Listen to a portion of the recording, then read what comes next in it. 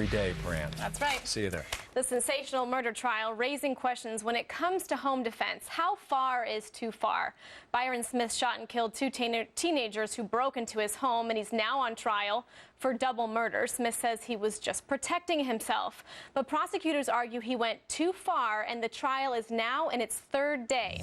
Two trial attorneys with extensive experience in criminal cases join us, Brian Claypool and David Wohl. Thank you both for joining us today. Hi there, Elizabeth.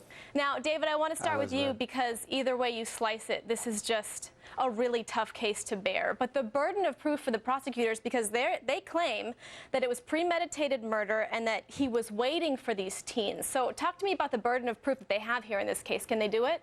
Well, it's beyond a reasonable doubt. And look at the circumstances of the case. This man had 12 prior felony break-ins in his home in increasing violence. In this particular instance, these kids smashed his window out and violently entered his home.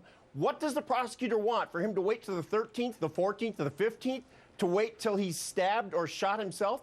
Minnesota law is very clear. It says that a homeowner can respond to a felonious act in his home with deadly force. So if a felony is being committed, like a home invasion or a burglary, he can use deadly force, which is precisely what he did. This verdict has no option other than not guilty, and I suspect that's what's going to happen, Elizabeth. All right, Brian, to David's point, like he said, under Minnesota law, a person may use deadly force to protect his or her home. Right. But did Smith go too far here?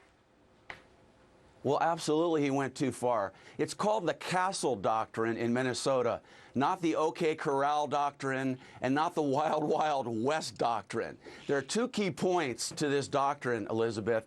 One is the homeowner has to be in immediate threat of grave harm. There's no evidence that either of these teenagers were armed. And number two, Mr. Smith has a duty to retreat. He kept shooting these teenagers after the initial shots. And that's what I think the prosecution has. They're probably going to bring in a forensic pathologist to say that the continued shots, the second, the third, the fourth shot, is what likely killed these two teenagers. And at that point in time, he had a duty to retreat, and it does constitute first-degree premeditated murder. As a matter of fact, this young man, Nick Brady, had broken into his home 2 prior occasions. What is he supposed to do? Wait until the young man takes a handgun out of his back pocket and shoots him? Look, he has a right to defend his home under a felonious attack. No. Well, hold on, Brian, with deadly force. Now, granted, a Mini 14, which is the rifle he used, is a powerful gun, and one shot probably would have done the trick. But he shot 2, 3, 4 times because when you shoot someone who's smashing into your home, and in one case the door was kicked down, but in this case the windows were smashed, you don't shoot them to wound them, you shoot to kill because it's your life or it's theirs, and there is no duty to retreat from a felonious attack or a home invasion into your house that's accomplished by smashing windows. No way the jury will acquit. David, it wasn't Osama bin Laden breaking into the home. It was two teenagers. Brian, I want to refocus on one of the points because David had mentioned that he felt like he was in grave harm. But to set the scene for some of our viewers, at one point his gun did jam in between killing the first victim and the second victim, and he paused to actually apologize before taking the life of his second victim. So does that prove at that point that he felt like he was in grave danger? Brian? It doesn't, Elizabeth, because the standard is an objective standard. It's not a subjective standard.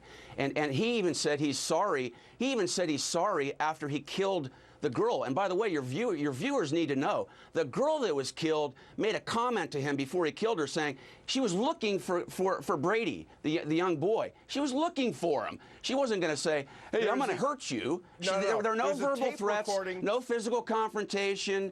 And Elizabeth, even police officers have a duty before they use deadly force to say, hey, stop or I'm going to shoot. I'm here. I'm going to shoot and kill you unless you stop. You get the last word. We're running out of time. You get the last word, David. Yeah, this isn't the same standard of proof. And this young lady came in after a violent entrance by her boyfriend. There was nothing. There is a recording that he apologizes for it. But guess what? He was sorry after this happened. He was sorry these kids lost their lives. But in the end, it is their fault they lost their lives. Okay, the victim's cousins, 17 and 18 years old. Like we said, either way you slice it, very difficult. Thank you both for joining us, David and Brian. We appreciate it. Thank you, Elizabeth. Thanks, Elizabeth. So drones are going to cover the skies someday. That's what they say. That's what they say. Could underwater drones be next? We will